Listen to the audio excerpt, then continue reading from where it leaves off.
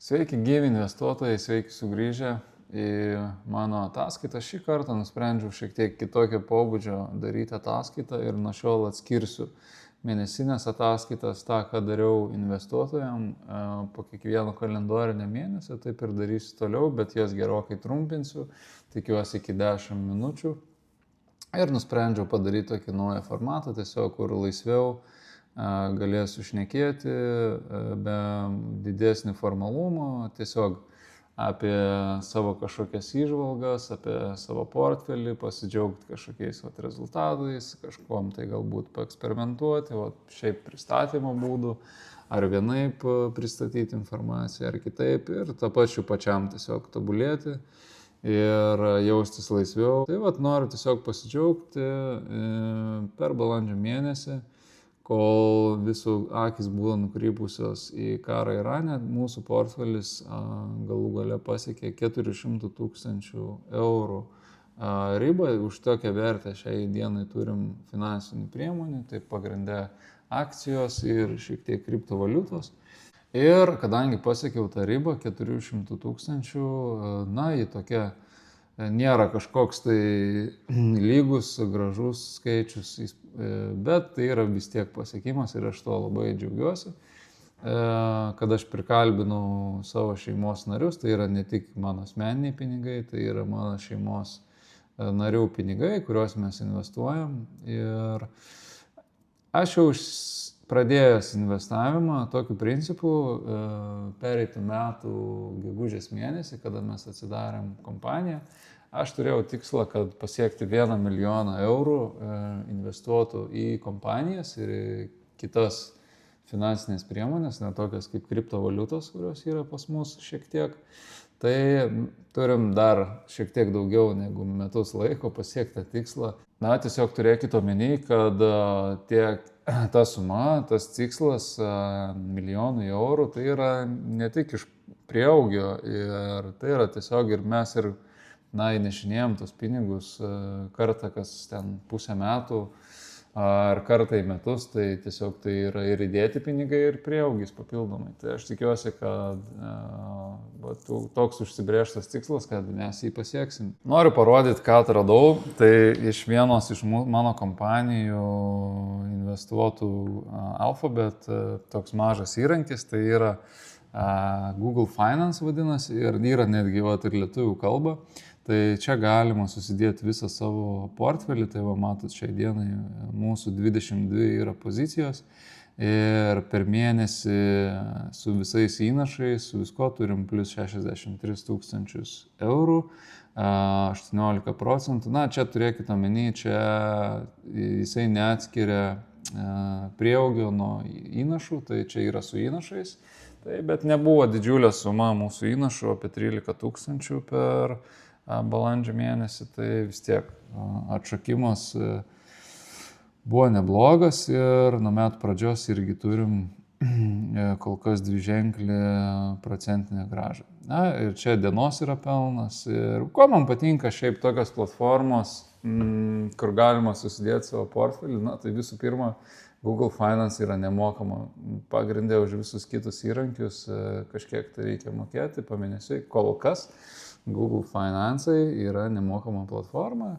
Kažkiek paprasčiau, sakau, nėra to skaičiavimo metodo teisingo, galbūt, kad įnašus skaičiuoja kaip į pelną, bet čia tokia smulkmena. Kažkiek yra kategorijos paskaičiuoja, kiek yra akcijose, kiek yra kriptovaliutose ir taip toliau. Tai čia galima pasiskaičiuoti, ar tu nori visą pelną, ar dienos pelną. Ir kaip matot, mūsų pozicijos dvi didžiausios, tai Alphabet ir Amazon. Amazon šiandien daugiau skirsiu dėmesio, kompanija, kur mes apie metus laiko, nepilnai metus laiko investuojam, po šiek tiek didinam alokaciją į šitą kompaniją. Ir per mėnesį laiko mes turim pagaliau plus 18% kompanija, kuri paskutiniais 5 metais tikrai gerokai atsilikinėjo, bent jau nuo technologijų kompanijų, tai tikrai, bet man atrodo ir netgi nuo S&P 500 indekso. Tai ir toliau trečia pagal dydį mūsų kompanija SML, Europos kompanija. Bitcoinas 4 vietoje, Rolls-Royce 5 vietoje variklių gamintojai. Na, Duolingo šiai dienai prastoka situacija, bet aš planuoju laikyti ir toliau ir esu nusibrėžęs tikrai bent jau porą metų palaikyti ir po kažkiek po truputį dasipirkinėti. Nedidelėm sumom jo, kad tai neperkoptų, kaip pasakyti, į kažkokią vieną iš didžiausių pozicijų. Norėčiau, kad Duolingo visada būtų top 10 pozicija, bet aišku, čia priklausys ar jinai kris ir toliau, ką darė per paskutinius pusę metų, ar galbūt mes atradom kažkokį tai atsispyrimo tašką, kas yra šiai dienai, apie $100 jinai laikosi paskutinį mėnesį. Tai, žiūrėsim, kaip seksis mūsų šitą investiciją, kol kas jinai yra prastoka, bet mes žiūrim ilgesniam periodui į priekį. Airbusas mūsų naujausias papildymas šiai dienai už 21,5 tūkstančio eurų. Na ir toliau Europos kompanijos, Ethereum'as, antra mūsų kriptovaliuta, kosmoso kompanija, Spire Global, Indra Systemas, Europos gynybos kompanija, Iridium Communications. Na ir taip toliau. Nu Holdings, Intuit, Nokia, kaip ir minėjau, Circle Internet Group, tai čia USDC, viena iš stablecoinų tiekėja, General Dynamics, Rocket Lab, Kongsberg Gruppen, Bitmain Immersion, tai ir Kiev Start. Čia naujas papildymas, pats mažiausias šiai dienai, nepilnai 3000 eurų, bet aš planuoju su mėnesinė ataskaita šiek tiek papasakoti apie šitą įsigijimą, kodėl aš jį padariau ir kas tai yra trumpai per kompaniją. Tai norėjau pasidalinti, man patinka šitas įrankis, tikrai rekomenduoju, yra netgi vizualiai galima pagal dydį, kur aš ten dėdavau anksčiau skaidrėse logotipus dydžiais, didesnį, mažesnį, tai dabar galėsiu nebedaryti, šiek tiek moderniau pagal investicijos dydį. Kaip matot, šiandien žaliuoja pagrindė Amerikos kompanijos technologijų, Europos kompanijos visas raudonuoja. Viena iš aktualijų, tai kas žiūrėjot mano video prieš 3 mėnesius, tai kada TSMC ir ASML išleido savo finansinės ataskaitas ketvirčio. Dabar jau jie sako, kad po 26 metų pirmo ketvirčio ataskaitų, kad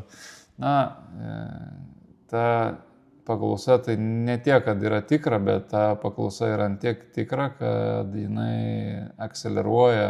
Ir tęsant šitą temą, tai šitas grafikas man papuolė į akis čia prieš kelias savaitės ir įspūdingas augimas, kas liečia tokenus, už kiek yra dirbtinio intelekto sunaudojama energijos sprendžiant tam tikrus klausimus. Tai nuo ChatGPT paleidimo šiaip šitie visi tokenai pagrinde buvo deginami, naudojami tiesiog chato forma, klausimas ir atsakymas. Tai kas pasikeitė 26 metų sausio mėnesį, tai kad atsirado agentai ir agentai pradėjo naudoti šitos tokenus ir dirbtinio intelekto tokenų panaudojimas per 3 mėnesius išaugo 4x. Tai ir man įdomu ir aš galvoju, kaip reikėtų interpretuoti tokį grafą ir aš paklausiau dirbtinį intelektą, kaip tu interpretuoji. Beje, aš dabar naudoju Cloud'e. Nustojau naudoti ChatGPT, nežinau, man kažkiek per daug haliucinavimo su to ChatGPT, per daug emodžių ir kažkaip, nežinau, tas vibas OpenAI nelabai pastaruoju metu man patinka. Tai Cloud'e man pasakė, žiūrėk, galima interpretuoti keliais kampais šitą grafą. Tai jeigu žiūrim iš optimistinės pusės, tai realiai paklausa yra reali ir jinai spartėja dirbtinio intelekto. Ir čia jau nebėra spekulacija, tai yra faktinis panaudojimas, kiek tų tokenų ir kiek yra panaudojami šitie dirbtinio intelekto pajėgumai, sprendžiant realias kažkokias problemas. Ten, kada įsidėgi į savo kompiuterį aplikaciją, čia kur buvo OpenClaw ir visa kita, cloud coworking ir realiai dirbtinis intelektas už tave spaudžia klaviatūros, pelytės, mygtukus ir atlieka įvairias funkcijas, nekalbant apie kodo rašymą, kas jau buvo ir prieš tai. Bet jeigu pažiūrim, iš tokios kritinės pusės, tai tas eksponentinis augimas gali reikšti, kad agentai švaisto tokenus neefektyviai. Kiekis nereiškia vertės. Tai reiškia, kad paprasčiausiai jiems, kad jie funkcionuotų, jiems reikia daug energijos ir jie daug iššvaisto energijos ir daug tokenų. Ir esminis klausimas, Klaudė man pasakė, kad yra toks, ar šis augimas atspindi tikrą verslo vertę, ar tiesiog tai, kad agentai generuoja daug triukšmo.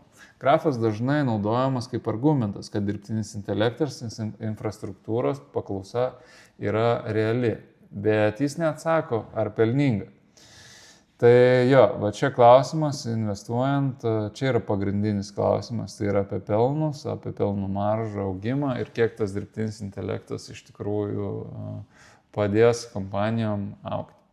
Kas žino geriausiai apie grąžą, kas liečia dirbtinį intelektą, negu tokios kompanijos kaip Amazon ar Google, kur investuoja 26 metais po 200 milijardų eurų į data centrų statybą.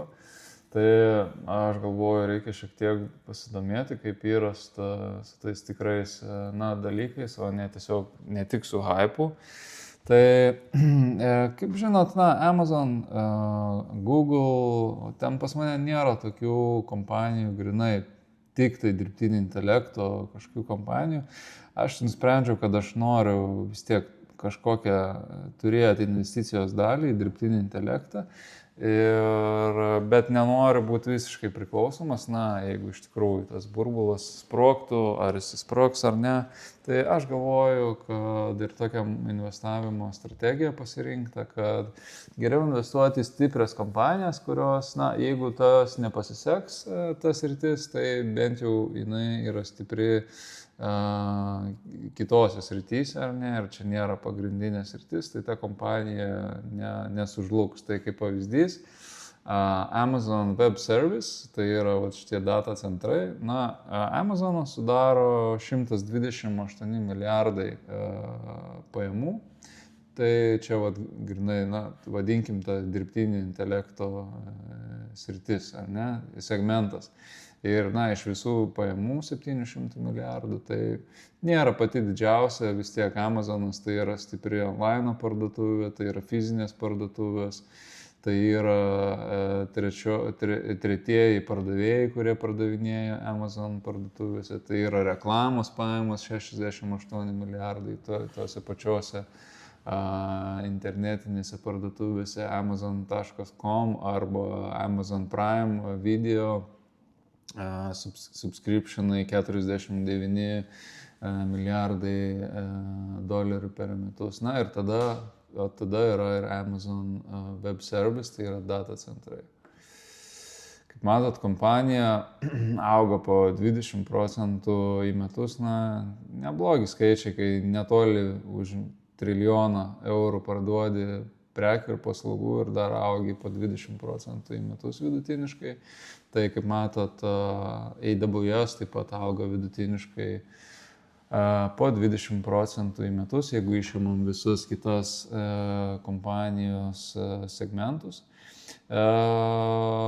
Bet kas liečia AWS klientų įsipareigojimus, tai jie auga beveik po 40% į metus. Tai reiškia, kiek yra pasirašyta sutarčių klientams, kurie perka AWS paslaugą tavo.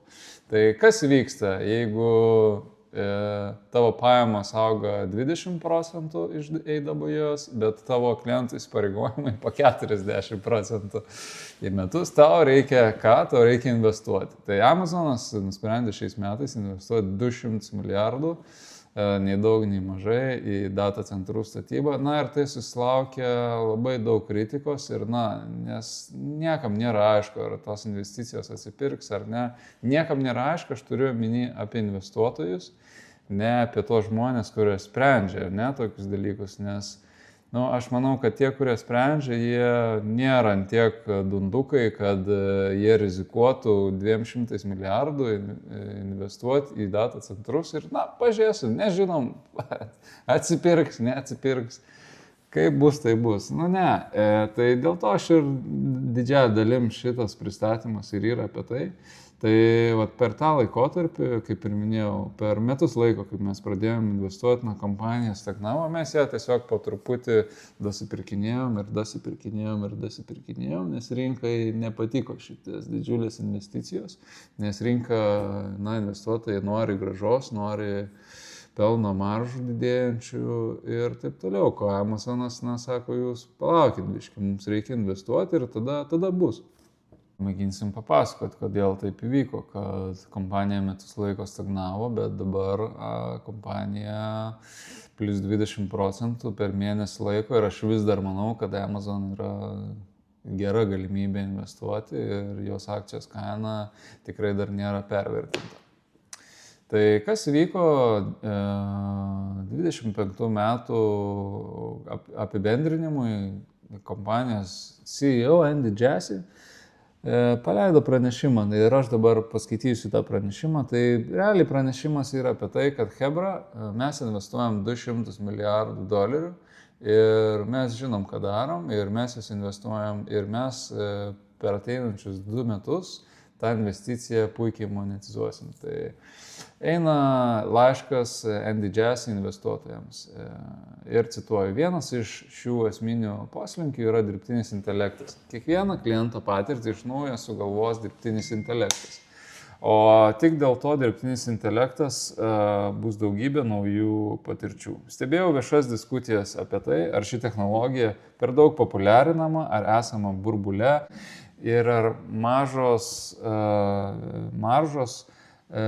investuoto kapitalo, ar investuoto kapitalo maržos bus patrauklios. Mano tvirtas įsitikinimas, bent jau Amazon, yra toks, kad atsakymai yra ne ir taip. Štai keletas tiesų, dėl kurių sunku ginčytis. Pirma, mes niekada nematėme, kad technologija būtų pritaikyta greičiau nei dirbtinis intelektas. Kai 22 metų lapkritį pradėjo veikti ChatGPT, per 2 mėnesius jį pasiekė 100 milijonų vartotojų, 4 kartus greičiau nei TikTok ir 15 kartų greičiau nei Instagram. ChatGPT jau turi daugiau nei 900 milijonų aktyvių naudotojų per savaitę. Pranešama, kad tiek OpenAI, tiek Anthropic pajamos siekia 30 milijardų. Tai kvapą gniaužiantys skaičiai įmonėms netrukus po komercinės veiklos pradžios. Kai 1882 metais Thomas Edison atidarė savo pirmąją komercinę elektrinę, dauguma žmonių tai suprato kaip geresnį kambario apšvietimo būdą. Jie negalėjo matyti, kad elektra galiausiai pertvarkys kiekvieną gamyklą, namus ir pramonę žemėje. Dirbtinis intelektas gali turėti panašų poveikį. Skirtumas tas, kad elektrai prireikia 40 metų, kad pasiektų tą, kur jį eina. Atrodo, kad dirbtinis intelektas juda 10 kartų greičiau. Trečia, AWS gali augti dar greičiau. 25 metais AWS pridėjo 3,9 GW naujos galios. Tikisi padvigubinti bendrą galę iki 27 metų pabaigos ir uždirba pinigus taip greitai, kaip jis įdiegtas. 25 metais 4 ketvirtį AWS pranešė apie 24% augimą per metus, o pajamos siekia $142 milijardus. Tai didelis absoliutus augimas. Tačiau vis dar turime pajėgumų apribojimų, dėl kurių paklausa nepatenka. Be to, 2 dideli AWS klientai jau paklausė, ar jie galėtų nusipirkti visą mūsų Graviton egzemplioriaus pajėgumą 26 metais. Graviton yra mūsų plačiai pritaikytas pasirinktinis procesoriaus lustas. Negalime sutikti su šiais prašymais, atsižvelgdami į kitų klientų poreikius, bet tai suteikia supratimą apie paklausą. 4. Mūsų lustų verslas dega, tai čia angliškai išvertė iš on fire, bet ok, tai tipo, kad labai gerai sekasi. Keičia visą AWS ekonomiką ir bus daug didesnis nei dauguma mano. Beveik visas AI iki šiol buvo atliktas naudojant Nvidia lustus, tačiau prasidėjo naujas poslinkis. Mes palaikome tvirtą partnerystę su Nvidia, visada turėsime klientų, kurie pasirinks Nvidia Ir toliau sieksime, kad AWS būtų geriausia vieta NVIDIA plėstis. Tačiau klientai nori geresnio kainos ir kokybės santykio. Mes jau matėme šį filmą. CPU erdvėje beveik visas darbo krūvis buvo naudojamas Intel lustams, kol 2018 metais išradome Graviton, kurio kaina ir našumas yra iki 40% geresnis nei kitų procesorių. Mūsų metinis lustų verslo pajamų rodiklis dabar viršyje $20 milijardų. Norint palyginti šį dydį, palyginti galima su kitomis lustų kompanijomis.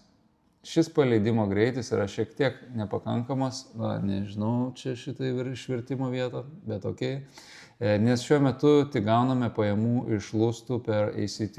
Jei mūsų lustų verslas būtų atskiras verslas ir šiais metais pagamintus lustus parduotume AWS ir kitoms trečioms kompanijoms, taip kaip daro kitos pirmaujančios lustų gamintojos, tokios kaip Intel, Nvidia, AMD, tai mūsų metinė apyvarta būtų $50 milijardų.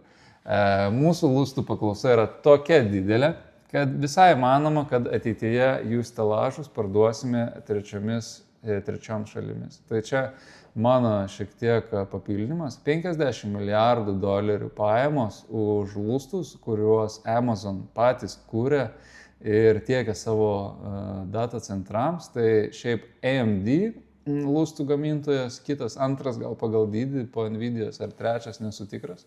Tai jų pajamos irgi yra apie 50 milijardų. Rinkos kapitalizacija tos kompanijos yra apie $500 trilijono, jeigu ką. Tai Amazonas jau už tokią pat dalį gamina lustų ir tai net nėra jų pagrindinis verslas. Jie tiesiog matė nišą, kur galima investuoti ir kur galima atpiginti. Ir jie minėjo apie tai, kad 40% efektyvesni tie lustai Amazono negu Nvidios. Tai aš tiesiog noriu pabrėžti, jie nėra geresni 40%. Nvidios lustai yra patys geriausi pasaulyje, geresnių nėra. Bet Amazon sako, kad už tą, ką kainuoja, tai jie yra 40% efektyvesni kainos atžvilgiu. Ir toliau, 6 punktas. Turime klientų įsipareigojimų. Ir pats pagrindinis punktas, tai iš tikrųjų, apie ką ir yra visas šitas CEO pranešimas. Turime klientų įsipareigojimų, dėl kurių mūsų investicijos į investicijas yra nuspėjamos. 26 metais investuojame maždaug $200 milijardų. Neseniai prisijimtas OpenAI įsipareigojimas, daugiau kaip už $100 milijardų, yra to pavyzdys. Tačiau yra keletas kitų sudarytų ir nepraneštų arba dar vykstančių sutarčių su klientais. Tikimės išleisti AWS investicijų 26 metais, kurių didžioji dalis bus uždirbta 27-28. Jau turime klientų įsipareigojimų dėl didelės jų dalies. Tai kaip ir minėjau. Tai nėra, tai tokia kompanija kaip Amazon, Alphabet, kurios investuoja po 200 milijardų, jos neinvestuoja šiaip savo ir tai yra gerai paskaičiuoti dalykai ir ką ir sako Andy Jassy, jie jau turi kontraktų už tiek, kiek jie investuoja. Tai esame pasirengę investuoti į didelės investicijas ir atlaikyti trumpalaikius free cash flow pasipriešinimo vėjus, kad gautume didelį vidutinės trukmės ir ilgalaikį grynųjų pinigų srautų perteklių. Kitaip tariant, pelną. Dirbtinis intelektas yra kartą gyvenime pasitaikanti galimybė, kai dabartinis augimas yra precedento neturintis, o ateities augimas dar didesnis. AWS užima svarbią lyderio poziciją, turėdamas plačiausią funkcionalumą ir taip toliau. Tai trumpai supratot idėją, paskutinis sakinys turbūt apskritai pats svarbiausias visam šitam tekste, kurį trunka 20 minučių perskaityti. Tai ką aš perskaičiau, tai čia yra tik tai kokie 5% to. Tai Andy Jassy sako, mes nebūsime konservatyvūs, kad tai atliktume, investuojame, kad būtume reikšmingi lyderiai, o mūsų būsimas verslas, veiklos pajamos ir free cash flow dėl to bus daug didesnis. Tai, pabrėžiau tą paskutinį sakinį, tai man labai patiko iš tikrųjų, į tokias kompanijas aš noriu investuoti. Taip, tai yra didesnė rizika, bet taip, tai yra didesnė potenciali augimo galimybė ir, taip pat ir investuotojams. Ir taip pat aš ir investavime taikau šitą į mintį, kad, gyvenam tokiais laikais, kad negalim būti konservatyvūs ir, turim būti lyderiai, tai ir bandom investuoti lyderis. Tai ačiū uždėmesi šiam kartui ir iki mėnesinės ataskaitos.